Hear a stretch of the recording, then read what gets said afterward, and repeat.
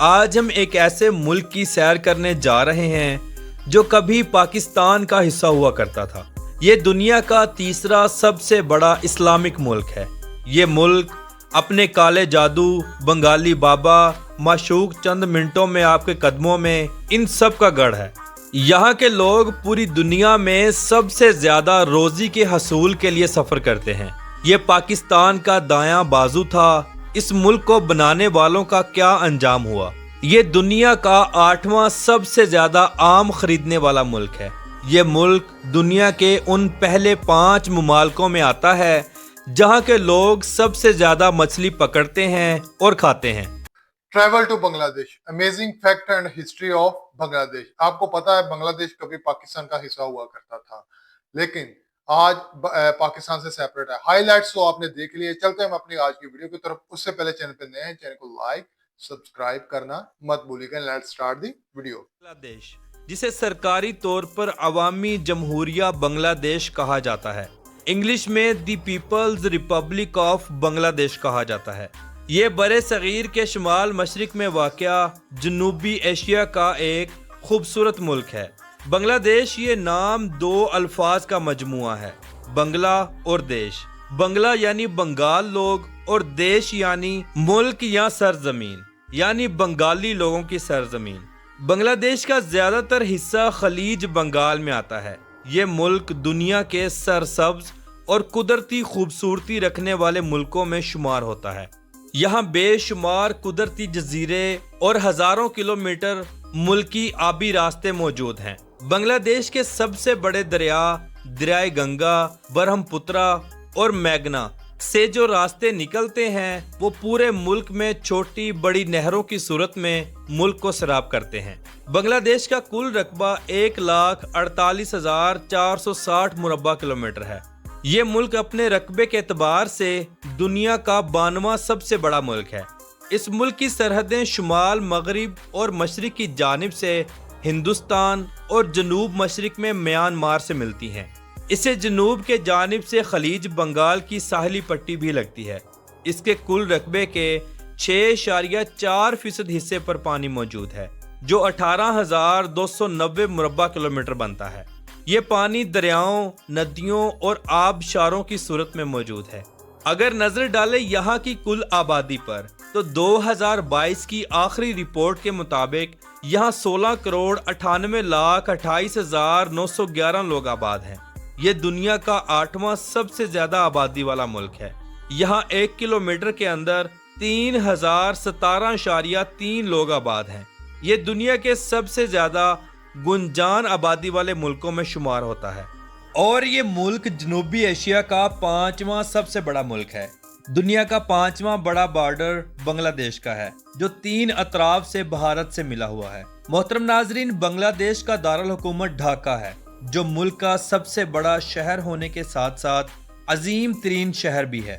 یہ دنیا کا 9واں سب سے بڑا اور 7واں سب سے مشہور شہر ہے۔ اس شہر کا کل رقبہ 270 مربع کلومیٹر ہے، اور اس شہر کی کل آبادی 2022 کی آخری رپورٹ کے مطابق 1,02,78,882 لوگوں پر مشتمل ہے۔ اس شہر میں 1 کلومیٹر کے اندر 38,000 لوگ رہتے ہیں۔ یہ شہر بنگلہ دیش کا سب سے فاسٹ سٹی ہے۔ اس شہر میں آپ کو بے شمار قدیم اور جدید مسجدیں بھی نظر آئیں گی جو فن تعمیر کا شاہکار ہیں، اس لیے اسے مسجدوں کا شہر بھی کہا جاتا ہے۔ اور بے شمار ایسے مقامات ہیں جو دیکھنے سے تعلق رکھتے ہیں، جیسا کہ سکائی لائن آف موتی جھیل، سنگساد بھابن، احسن منزل in old Dhaka, Lal Bagh fort اور یونیورسٹی آف ڈھاکہ سر فہرست ہیں۔ محترم ناظرین، بنگلہ دیش کی آفیشیل زبان بنگالی ہے، لیکن اس کے علاوہ 38 دوسری زبانیں بھی بولی جاتی ہیں۔ بنگلہ دیش کا دوسرا سب سے بڑا شہر چٹاگانگ ہے۔ یہ شہر رات کے وقت روشنیوں سے جگمگاتا ہے۔ بنگلہ دیش کی سب سے بڑی بندرگاہ بھی اسی شہر میں موجود ہے، جسے چٹاگانگ بندرگاہ بھی کہا جاتا ہے۔ اس بندرگاہ سے ہر سال کروڑوں ڈالرز کا کاروبار ہوتا ہے۔ یہ شہر انتہائی خوبصورت ہے۔ بے شمار ایسے مقامات موجود ہیں جو دیکھنے سے تعلق رکھتے ہیں۔ اس شہر کا کل رقبہ 168.07 مربع کلومیٹر ہے۔ اور اس شہر کی کل آبادی 53,79,660 لوگوں پر مشتمل ہے۔ بنگلہ دیش میں بزنس بہت زیادہ ہے۔ گزشتہ چند برس پہلے جب پاکستان کی انڈسٹری ملکی حالات خراب ہونے کی وجہ سے تباہ ہو رہی تھی تو بے شمار بڑی انڈسٹریز بنگلہ دیش میں شفٹ ہو گئیں، جس پر بنگلہ دیش کی حکومت نے انہیں ویلکم کیا اور بے شمار سہولیات فراہم کی، جیسا کہ بجلی اور ٹیکس کی قیمتوں میں کمی کرنا وغیرہ، جس کی وجہ سے لاکھوں لوگوں کا روزگار بھی چلا۔ بنگلہ دیش کی سرزمین پر 8ویں صدی عیسوی میں اسلام داخل ہو گیا تھا۔ عرب تاجروں کی بدولت اس خطے پر اسلام چمکا اور آہستہ آہستہ بڑھتا چلا گیا۔ بعض روایات میں اسلام اس خطے میں 13ویں صدی میں پہنچا۔ 16ویں صدی میں مغل بادشاہوں نے یہاں حکومت کی، پھر 18ویں صدی میں برٹش یہاں قابض ہو گئے۔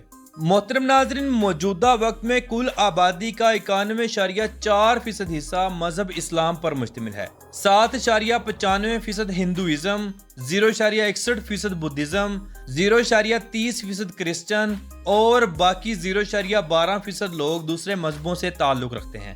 بنگلہ دیش دنیا کا 8واں سب سے زیادہ آم خریدنے والا ملک بھی ہے، حتیٰ کہ یہ ملک اپنی سرزمین پر ہر سال 15 لاکھ ٹن آم خود بھی پیدا کرتا ہے، جو ملک کی آبادی کے لحاظ سے بہت کم ہے۔ بنگلہ دیش میں کرپشن بہت زیادہ ہے۔ یہ ملک اپنی کرپشن کی وجہ سے دنیا کا 13واں سب سے کرپٹ ترین ملک ہے۔ یہ خطہ سطح سمندر سے نیچے ہے اور ہر آنے والے دن اس میں اضافہ ہوتا جا رہا ہے۔ ایک رپورٹ کے مطابق 2050 تک بنگلہ دیش کا 60% رقبہ پانی میں ڈوب جائے گا۔ محترم ناظرین، بنگلہ دیش کی عورتیں بہت زیادہ ہارڈ ورک ہوتی ہیں۔ 1983 میں محمد یونس نامی شخص نے گرامین بینک کا آغاز کیا، جس کا مقصد صرف بے روزگار عورتوں کو لون فراہم کر کے ان کو روزگار فراہم کرنا تھا۔ صرف 23 سال کی مدت میں، یعنی 1983 سے 2006 تک، اس بینک نے 7 ملین عورتوں کو $6 بلین کا قرضہ دیا، اور یہ قرض ان عورتوں نے واپس بھی کیا۔ دنیا اس بات کو قبول کرتی ہے کہ عورتیں مردوں سے زیادہ ذمہ دار ہوتی ہیں اور ہارڈ ورک بھی ہوتی ہیں، اپنے گھر کو بہتر طریقے سے سنبھالتی ہیں۔ ہندو مذہب کے نزدیک سب سے مقدس دریائے گنگا بھی اسی ملک سے نکلتا ہوا بھارت میں جاتا ہے۔ اس کے علاوہ برہم پترا اور میگنا بھی اسی ملک سے گزرتے ہیں۔ اگر نظر ڈالیں بنگلہ دیش کے موسم پر تو یہاں سالانہ بے شمار بارشیں ہوتی ہیں۔ یہاں بھی 4 موسم پائے جاتے ہیں: موسم سرما، موسم گرما، خزاں اور بہار۔ بارشوں کی کثرت کی وجہ سے ملک کا 15% سے زائد رقبہ گھنے اور خوبصورت جنگلات پر مشتمل ہے۔ دنیا کے بے شمار قیمتی پھل یہاں ہوتے ہیں۔ ملک کا قومی پھل جیک فروٹ ہے اور قومی درخت آم کا درخت ہے۔ ملک کی آبادی کی ایک کثیر تعداد کشتی رانی پر کام کرتی ہے اور اپنی زندگی کا گزر بسر کرتی ہے۔ بنگلہ دیش کا ساحل سمندر انتہائی خوبصورت ہے اور یہ دنیا کا 3را سب سے بڑا ساحل سمندر ہے۔ بنگلہ دیش کی چائے پوری دنیا میں اعلیٰ کوالٹی کی وجہ سے مشہور ہے۔ دنیا کی 3% سے زائد چائے صرف بنگلہ دیش میں پیدا ہوتی ہے۔ یہ انڈسٹری ملکی معیشت کا بہت بڑا حصہ ہے۔ بنگلہ دیش کا چاول بھی پوری دنیا میں بہترین کوالٹی کی وجہ سے مشہور ہے۔ اس چاول کی مانگ پوری دنیا میں بہت زیادہ ہے۔ بنگلہ دیش دنیا میں سب سے زیادہ چاول کھانے والے ملکوں میں شمار ہوتا ہے۔ اگر بات کریں مچھلی کی تو مچھلی یہ لوگ اپنی عام زندگی میں روزانہ کی بنیاد پر کھاتے ہیں۔ بچے ہوں یا بڑے، مچھلی کھائے بغیر ایک دن بھی نہیں گزار سکتے۔ لاکھوں ٹن مچھلی پورے بنگلہ دیش میں روزانہ کی بنیاد پر استعمال ہوتی ہے۔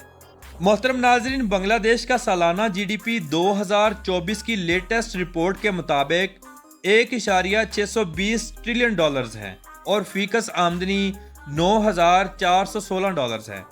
یہ ملک اپنے جی ڈی پی کے حوالے سے دنیا کے 25ویں نمبر پر اور فی کس آمدنی کے حوالے سے 126ویں نمبر پر آتا ہے۔ پورے بنگلہ دیش میں روڈز کا بہترین جال موجود ہے۔ یہاں ڈرائیونگ لیفٹ سائیڈ ہے۔ ملک میں پبلک ٹرانسپورٹ کا بہترین نظام موجود ہے۔ بس ٹرانس اور ٹیکسی کا نظام بھی موجود ہے۔ ملک میں سائیکل رکشہ کا کام بہت زیادہ ہے۔ بنگلہ دیش میں ٹرین کا نظام بھی موجود ہے۔ یہاں کا ٹرین سسٹم دنیا کا مصروف ترین سسٹم ہے۔ روزانہ لاکھوں کی تعداد میں لوگ ٹرین کا سفر کرتے ہیں۔